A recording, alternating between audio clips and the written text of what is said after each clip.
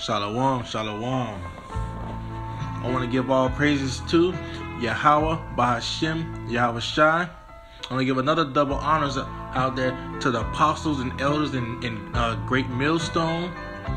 And out there to all the other brothers out there doing the work in sincerity and in truth.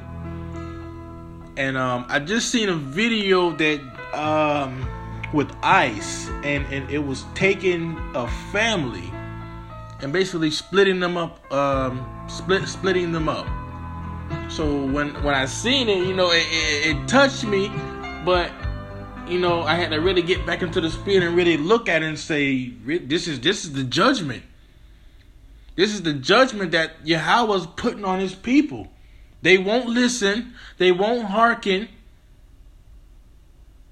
So therefore, the Most High has to bring judgment on some of the families. And the video that I seen is just the very beginning.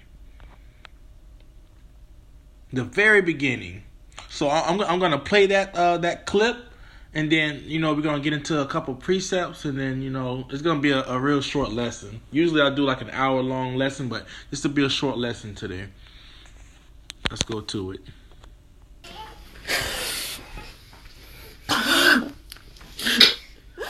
¿Qué dice la gente? La luz y ella.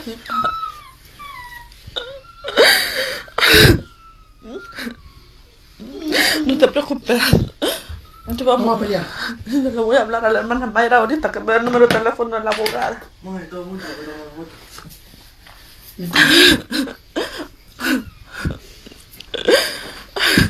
Papi, ya sí fue a policía. No, ahí está. Dale, ponete ya.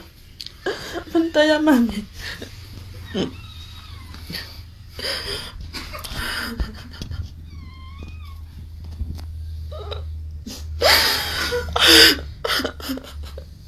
Otra toalla.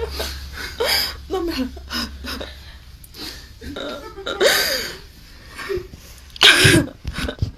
Imagínate qué voy a hacer yo con tantos niños, amor.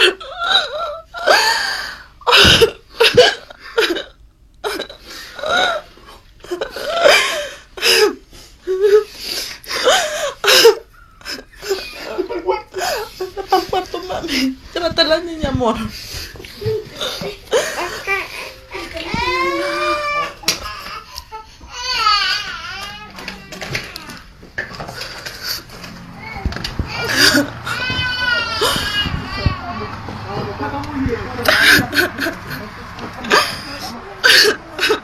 Ay, Dios mío.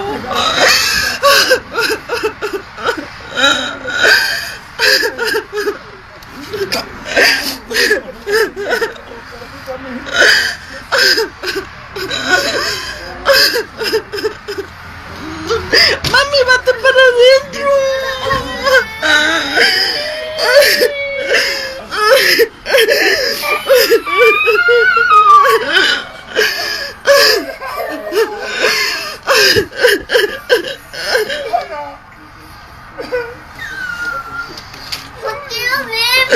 Yo te amo también, amor.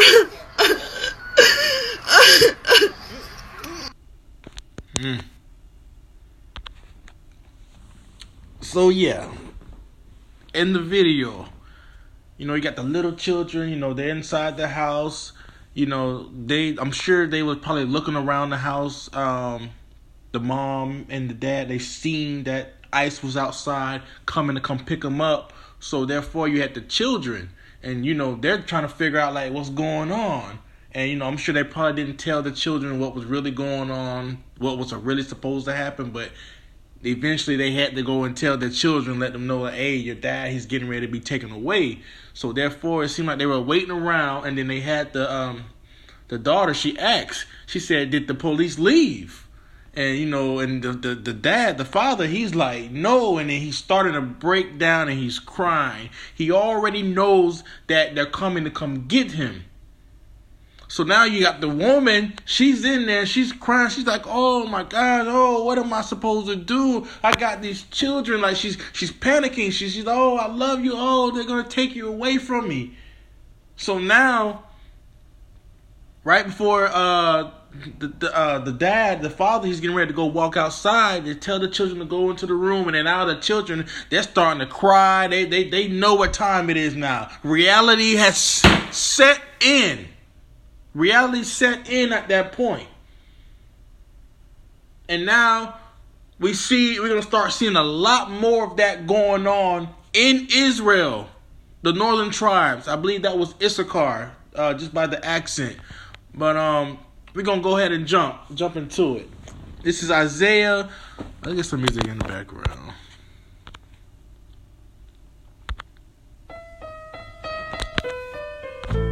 Salakia. All right, Isaiah chapter 1, verse 2. Hear, O heavens, and give ear, O earth, for the Lord Yahweh have spoken. I have nourished and brought up children, and they have rebelled against me. Right. That's exactly what's going on right now. We, as Israel, we have rebelled against our power. He brought us up from the land of Egypt, took us through. We came back to him. We sinned. We came back to him. We sinned. And then we just had a falling off. And then he put us into slavery. And then, he did a work on us. He did a work on Israel. But now you have the remaining 2/3 out there that really just lost their way. And they just keep rebelling against Yahweh. They keep rebelling. Verse 3. The ox knoweth his owner, and the ass his master's crib. But Israel does not know. My people does not consider. So he's comparing the two dumbest animals. They don't even want to listen. They're hard-headed. He compares Israel to these animals. But he said these animals, they know who their owner is. They know where to go back to. But Israel, meaning the blacks, the Latinos, the Native American Indians, Seminole Indians, they don't even consider. They want to be black. They want to be Hispanic. They want to be Puerto Rican, Dominican. You tell a Dominican that they're black. Oh, no. No, me no black. Me no black. Me no black. Dominican, papi. This is what you gonna hear, man. This is what you gonna hear. Our people don't even consider. They rather claim Dominican Republic or black or whatever. But do not want to claim, don't even claim or consider that they're an Israelite. They don't even want to find out. Verse 4. Sinful nation, a people laden with iniquity, a seed of evildoers, children that are corrupters. They have forsaken the Lord, Yahweh. They have provoked the Holy One of Israel unto anger. They are gone away backward. Why should ye be stricken anymore? Ye will revolt more and more. The whole head is sick and the whole heart faint. Right. All of Israel is just basically destroyed from the head down to the feet. Verse 6. From the sole of the foot even unto the head there is no soundness in it, but wounds and bruises and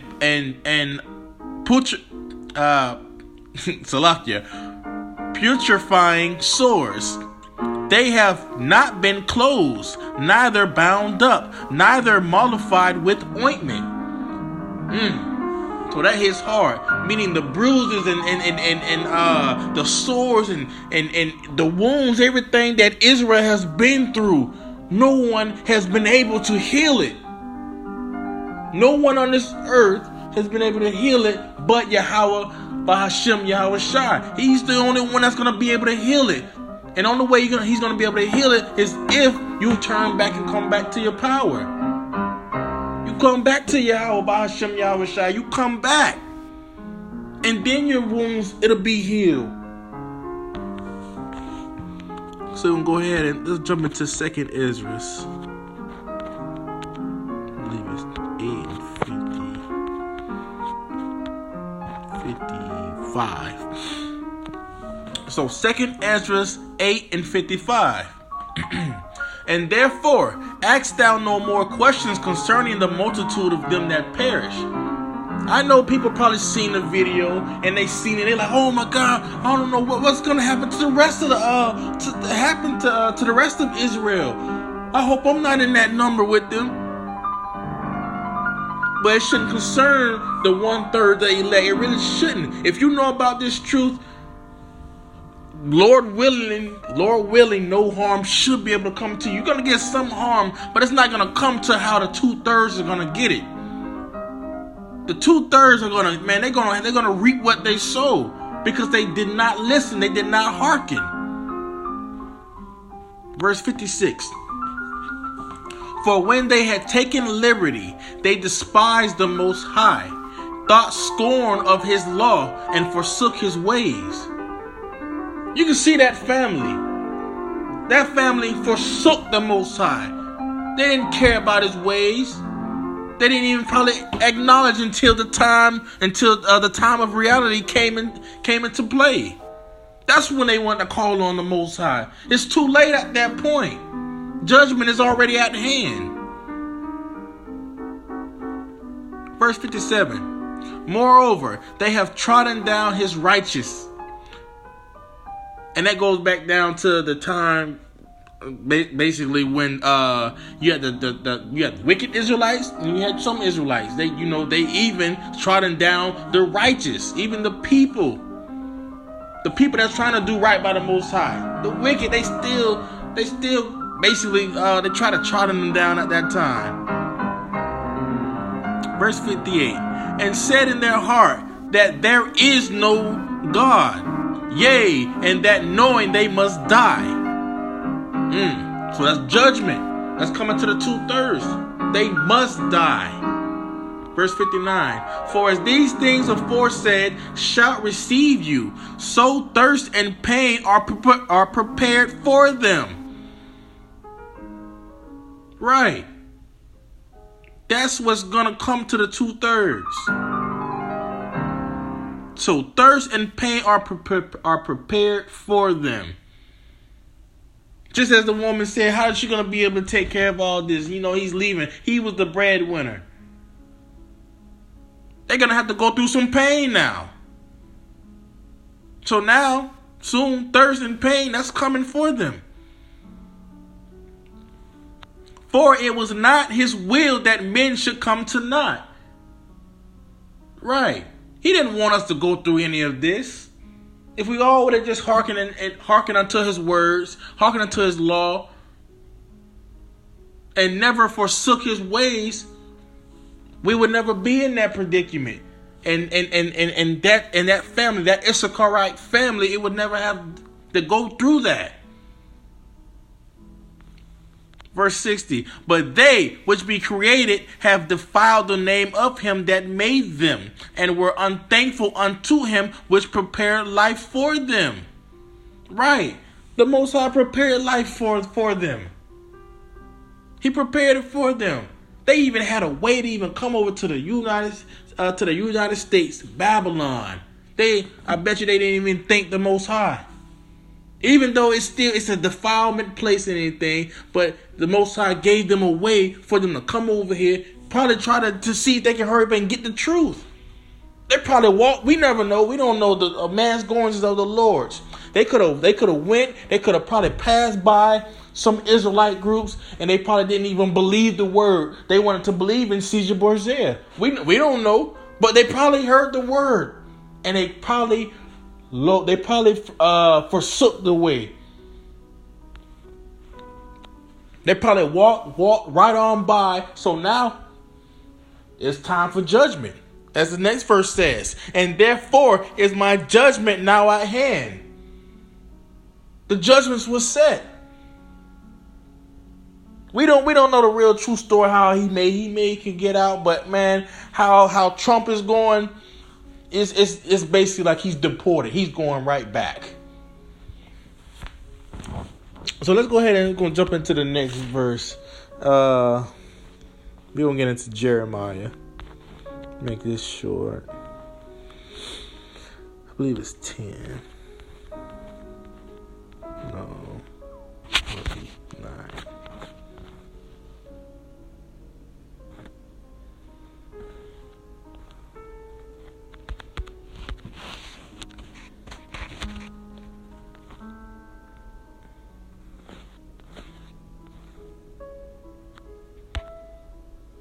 Okay, we'll stop at 20. So lucky. We're going to go ahead to Jeremiah chapter 9, verse 13. And the Lord Yahweh saith, because they have forsaken my law, which I have set before them, and have not obeyed my voice, neither walked therein, but have walked after the imagination of their own heart, and after Balaam, which their fathers taught them. What's being taught today? Jesus Cristo, Caesar Borgia, this white Jesus. That's what they know. And that's probably who they were worshiping. Balaam. Verse 15. Therefore, thus saith the Lord Yahweh of hosts, the God of Israel, behold, I will feed them, even this people, with wormwood, and give them water of God to drink. I will scatter them also among the heathen, whom neither they nor their fathers have known, and I will send a sword after them till I have consumed them. Ain't that what happened with Issachar? Didn't the other 10 tribes leave and they came over here to the Americas, all up into the Caribbean, all of that, the Aztecs, the names that we know of, and then what? You had the sword. You had Esau. He came from his side. He came over, and guess what? He came. And then Esau came and he consumed them. Made them worship Balaam, this white Jesus. Verse 17. Thus saith the Lord of hosts, consider ye and call for the mourning women that they may come, and send for cunning women that they may come. And let them make haste and take up a wailing for us, that our eyes may run down with tears and our eyelids gush out with waters. For a voice of wailing is heard out of Zion. How are we spoiled? We are greatly confounded, because we have forsaken the land, because our dwellings have cast us out. Yet hear the word of the Lord, O ye women, and let your ear receive the word of his mouth, and teach your daughters wailing, and every one her neighbor lamentation. Lamentations. That's what's going to be going on in Israel in these coming days. So Jeremiah, I'm going to let this be the last verse. And we're going to close out. So this is Jeremiah 11 and 10. They are turned back to the iniquities of their forefathers, which refused to hear my words, and they went after other gods to serve them. Right. Well, I don't really know per se what this family was worshiping, but I mean, I can just look at it and say it's probably Jesus Cristo. I'm sure it probably was. Caesar Borgia. Old sweet Jesus. I'm sure that's who they were worshiping. Or any other gods they were trying to worship. Any other deities. The house of Israel and the house of Judah have broken my covenant which I made with their fathers. So if you're going off with all these other gods out there, you definitely have broken the covenant of which our forefathers have made. Verse 11. Therefore, Therefore, thus saith the Lord Yahweh, behold, I will bring evil upon them, which they shall not be able to escape.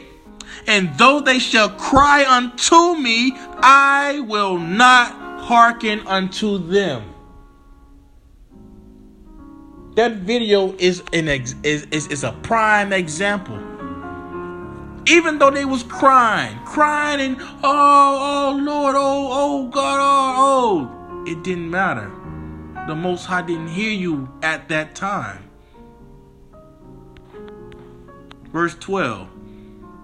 Then shall the cities of Judah and the inhabitants of Jerusalem go and cry unto the gods unto whom they offer incense, but they shall not save them at all in the time of their trouble. They were in trouble. They needed a divine power to come in and to take over that situation. But guess what? They're probably praying to the wrong gods. They're not praying to the one and true and living God, the Most High, Yahweh B'Hashem Yahushai. So hopefully this video could really be very edifying to let you know that this is just something very small of what the Most High can do. The Most High could have really taken that whole family, split them all up, and took them and deported all of them back. Even though judgment was going down on that man, it could have went even worse. They could have came in, they could have shot up, they could have killed him. You never know. This is Esau, but Esau's he's easing his way up into the great tribulation right now. Jacob's trouble, Salakia. Jacob's trouble is coming. It's nigh at hand. The end is nigh. So hopefully this video could be a little edifying. Hopefully you brothers, you share it around. I know I'm not a really great speaker, but even though I came out with the precepts, hopefully I was able to edify someone. So I want to give another thank you to all the members in GMS, all the Akim out there, and a special double honors to the elders and apostles in GMS. So I hope you brothers stay out there, keep doing the work in sincerity and in truth. This is Brother Malachi. Shalom.